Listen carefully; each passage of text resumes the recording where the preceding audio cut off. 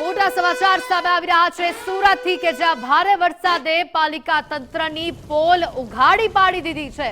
જી હા, મોટા વરાછામાં નવો રોડ બેસી જતા વિવાદ છંછેડાયો। પ્રથમ વરસાદમાં જ આ તંત્રની કામગીરી પર મસમોટા સવાલો ઊભા થઈ રહ્યા છે। અંદાજિત 300 મીટરનો આ જે રોડ છે એ આખો બેસી ગયો છે, જેના કારણે લોકોને હેરાન પરેશાન થવાનો વારો આવ્યો। કલાકુંજ બ્રિજ નજીક રોડ બેસી જવાની ઘટના બની છે। તંત્રના પ્રી મોન્સૂન દાવાઓ પોકળ સાબિત થયા છે। સુરત મેયર માયા માવાણી સ્થળ ઉપર પહોંચ્યા હોવાની વિગતો સામે આવી છે અને આ સમગ્ર મુદ્દે ગુજરાત ફર્સ્ટ પણ સવાલ કરી રહ્યું છે। તંત્રના પ્રી મોન્સૂન કામગીરીના દાવાઓ બધા ક્યાં ગયા? બધી મોટી મોટી વાતો ક્યાં ગઈ? શું રોડ બનાવવામાં ભ્રષ્ટાચાર થયો છે? સ્થાનિક લોકોની હાલાકી માટે શું તંત્ર જવાબદાર? વરસાદી પાણીના આ નિકાલની યોગ્ય વ્યવસ્થા કેમ સમયસર ન કરવામાં આવી? જનતાના વેડફાતા પૈસાનો જવાબ આખરે કોણ આપશે? શું કોન્ટ્રાક્ટર અને અધિકારીઓની મિલીભગત છે આની અંદર? શું તંત્રને જનતાની સુરક્ષાની કોઈ પરવા જ નથી? તમારી પોકળ કામગીરીનો અંત ક્યારે આવશે તે સૌથી મોટો સવાલ છે। સુરતના મોટા વરાછા વિસ્તારમાં આખો જે રોડ છે તે બેસી જવાની ઘટના પ્રકાશમાં આવી છે અને જોઈ શકાય છે તેમ કે સુરત મેયર સહિત પાલિકાના જે અધિકારીઓ પણ છે તે હાલ ઘટના સ્થળે આવી પહોંચ્યા છે। મેયર જોડે સીધી વાત કરવાનો પ્રયત્ન કરીશું કે હવે કયા પ્રકારની જે કામગીરી છે તે કરવામાં આવશે। મેયરશ્રી, આજે શું ઘટના બની છે, કઈ રીતની હવે તપાસ, કારણ કે હાલ આખો રોડ જ મોટાભાગનો બેસી ગયો છે? આ એક ગંભીર બાબત છે અને કોન્ટ્રાક્ટર કે અધિકારીનું જે પણ ભૂલ હશે તેના પર વહેલી તકે જાણકારી મેળવીને કડકમાં કડક પગલાં લઈશું। મેડમ, ખાસ કરીને સુપરવિઝન જે અધિકારીઓના હાથમાં હોય છે કરવાનું, તો અધિકારીઓની જવાબદારી કઈ રીતે નક્કી કરાશે? જે પણ જવાબદાર હશે તેના પર કડક પગલાં લેશું। સિંચાઈને પણ અમે જાણ કરીશું। આ પાળો પણ બાંધવાનો છે અને એ પાળો સિંચાઈવાળા સાથે સંકલન કરી અધિકારીઓની સાથે મળી અને જે પણ નિર્ણય આવશે તે વહેલી તકે તમે શું લાગી રહ્યું છે? જે પાળો ધોવાય છે ને એના લીધે આ કામ થયેલું છે, એટલે સિંચાઈને અમે જાણ કરી અને જે પણ હશે તે સિંચાઈ અને અધિકારીઓ સાથે સંકલન કરીને વહેલી તકે આનો નિવાડો લાવશું। તો મેયરનું કહેવું છે કે જે કોઈ પણ અધિકારી આમાં જવાબદાર હશે, કોન્ટ્રાક્ટર જવાબદાર હશે, તેની સામે કડકથી કડક કાર્યવાહી છે તે કરવામાં આવશે। પરંતુ હાલ જે પ્રમાણેની ઘટના બની છે, ઘટનાને મેયર માયા માવાણી દ્વારા પણ છે તે ગંભીર ગણાવવામાં આવી છે। જોઈ શકાય છે તેમ કે ખૂબ જ મોટો આ જે કહી શકાય કે રોડ આખો બેસી ગયો છે અને તેને લઈને ક્યાંક અહીં સ્પષ્ટપણે કામગીરીની અંદર વેઠ ઉતારવામાં આવી હોવાની શક્યતાઓ અહીં નકારી શકાય તેમ નથી। જે પ્રમાણેની ઘટના બની છે, ઘટના બનતાની સાથે સ્ટેન્ડિંગ કમિટી ચેરમેન સહિતના પદાધિકારીઓ પણ છે તે સ્થળ ઉપર પહોંચ્યા હતા અને હાલ આ સમગ્ર ઘટનાનું નિરીક્ષણ છે તે કરવામાં આવ્યું। પરંતુ આ એક માત્ર અહીં જગ્યા ઉપર આ જે રોડ બેસ્યો તે નહીં, પરંતુ અહીંથી આગળ જતાની સાથે પણ જે રોડ પસાર થાય છે એ રોડની અંદર પણ બસ મોટા ભૂવા પડ્યા છે, એટલે કે ક્યાંક કામગીરીમાં સ્પષ્ટપણે અહીં વેઠ ઉતારવામાં આવી હોઈ શકે છે।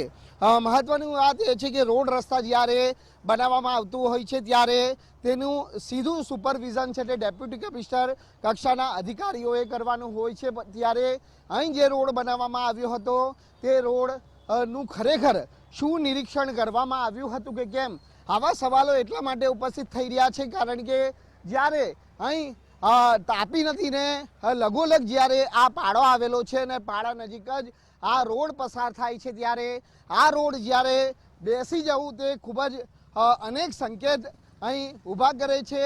ક્યાંક જે રોડ રસ્તા બનાવવામાં કોઈક ગેરરીતિ આચરવામાં આવી છે કે કેમ, તેવા સવાલો પણ અહીં ઉપસ્થિત થઈ રહ્યા છે। યુદ્ધના ધોરણે હાલ જે કામગીરી છે તે શરૂ કરી દેવામાં આવી છે।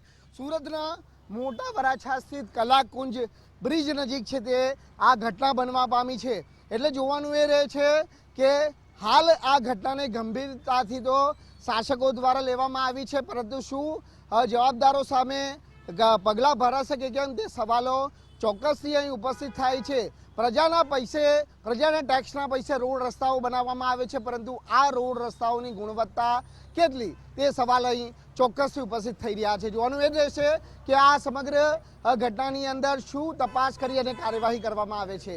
કેમેરામેન દેવાંગ રાણા સાથે રાકેશ ભટ્ટ, ગુજરાત ફર્સ્ટ, સુરત.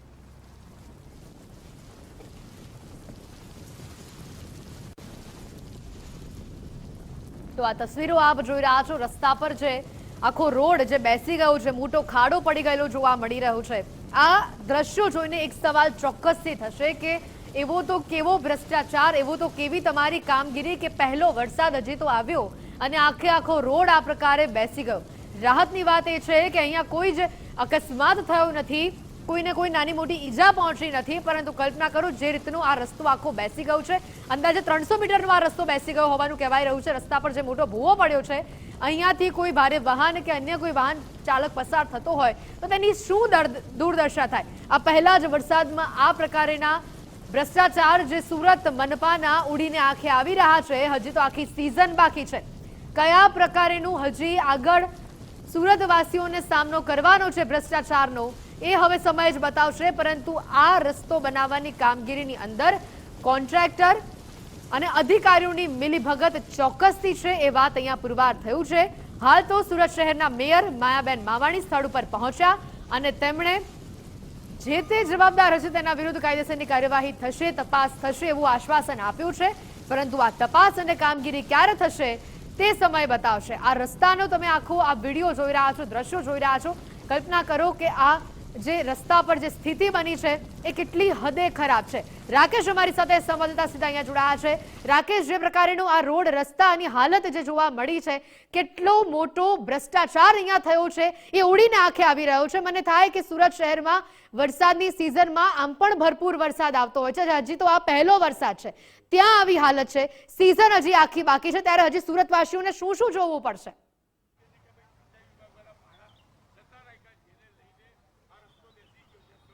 જે બિલકુલ સુરત મહાનગરપાલિકા વિવાદો અને ભ્રષ્ટાચારનો પર્યાય બની ગઈ હોય તે પ્રકારની સ્થિતિનું નિર્માણ થયું છે. પછી તે નાસીનગરનું કથિત ડિમોલિશન કાંડ હોય કે પછી રોડ રસ્તાના કથિત ભ્રષ્ટાચારની વાત હોય, ફરી એક વખત આ જ પ્રકારની સ્થિતિ છે તે જોવા મળી છે સુરતના મોટા વરાછા ખાતે, કે જ્યાં કલાકુંજ બ્રિજ નજીકથી જે રોડ પસાર થાય છે એ આખો 400 થી 500 મીટર સુધીનો જે રોડ છે તે બેસી ગયો છે. અને આ રોડ રસ્તા બનાવવા પાછળ ક્યાંક મોટો ભ્રષ્ટાચાર કરવામાં આવ્યો હોવાની ગંધ છે તે ચોક્કસથી આવી રહી છે.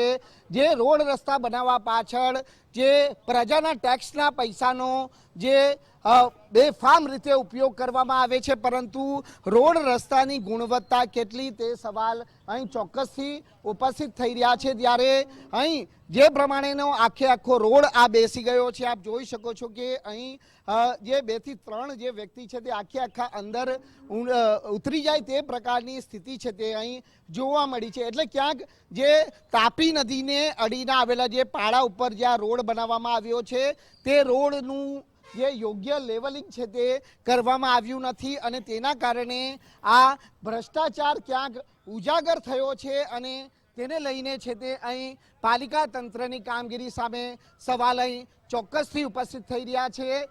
કારણ કે અહીં જ્યારે રોડ રસ્તા બનાવવામાં આવતા હોય છે ત્યારે તેનું સીધું સુપરવિઝન જે પાલિકાના ડેપ્યુટી કમિશનર કક્ષાના અધિકારીએ કરવાનું રહે છે.